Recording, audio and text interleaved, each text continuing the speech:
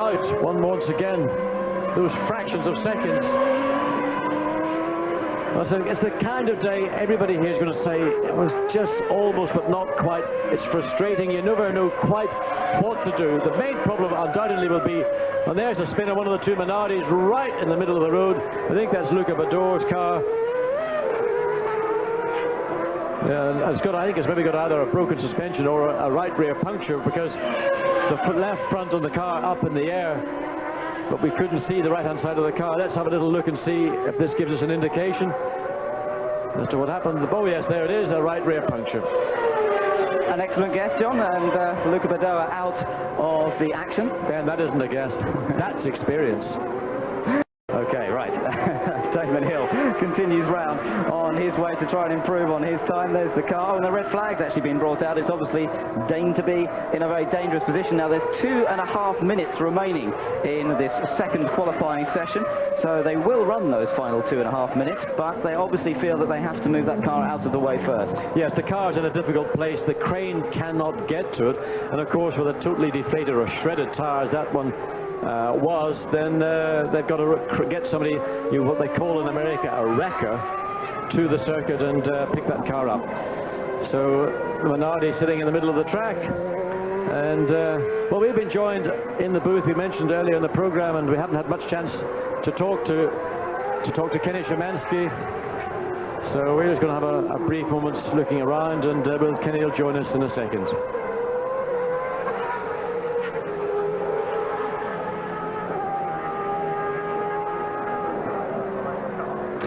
Kenny, you gave up Formula One in '88, then you got involved in sports cars and IndyCar racing in the States. But when you walk back into a Formula One paddock, there's the old sort of the hackles and all that sort of feeling that you get at a Grand Prix race. Do you want to make a comeback? Formula One drivers have made comebacks. Is Kenny Szymanski making a comeback to Formula One?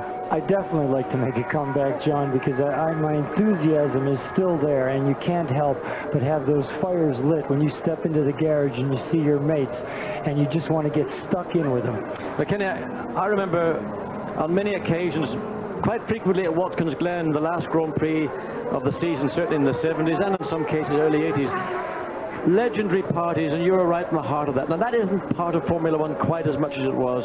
Can you change that, do you think? Yeah, I think you do still get the opportunity to do this sort of thing, as we saw last year in Silverstone when Eddie Jordan got up and was banging away on the old skins, and he had Damon Hill playing the guitar and Johnny Herbert joining in with his legendary good voice.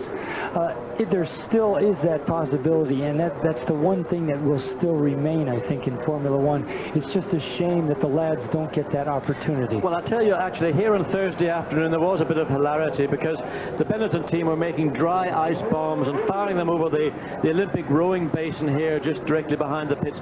So the spirit is there, just needs a little bit of kindling to get it going again. Correct. They didn't get an opportunity to do their normal boat race, or raft race as they call it out here in the basin. So some of the lads took it upon themselves, as the Lotus lads would do in years gone by, to make a little fun and joviality out of the afternoon.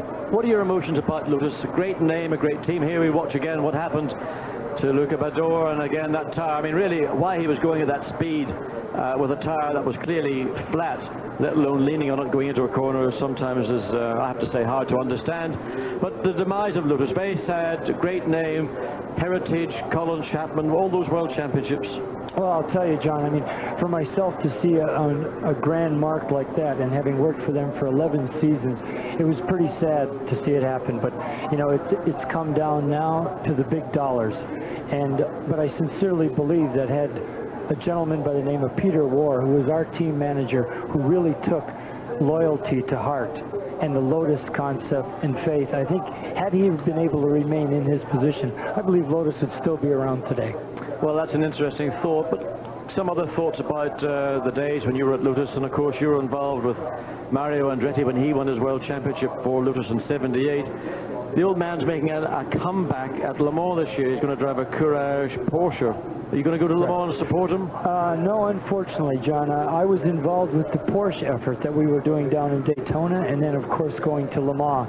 And when Porsche decided to drop out, Mario went ahead and did his own deal. So it's not really a a good idea for a fellow to just drop in, having not tested with the team and given some time.